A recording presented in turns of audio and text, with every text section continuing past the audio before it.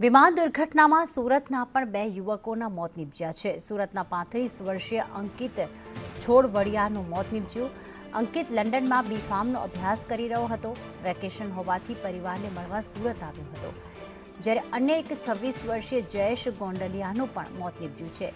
Jayesh student visa પર 7 વર્ષથી લંડનમાં રહેતો હતો। સુરતના બે યુવકો, જેમાંથી એક યુવક વેકેશન હોવાથી તે પરિવારને મળવા માટે સુરત આવ્યો હતો, જ્યારે અન્ય એક 26 વર્ષીય જયેશ ગોંડલિયા કે જે પણ સ્ટુડન્ટ વિઝા પર છેલ્લા 7 વર્ષથી લંડનમાં જ રહેતો હતો ને અત્યારે પરિવારને મળવા માટે તે પણ સુરત આવ્યો હતો।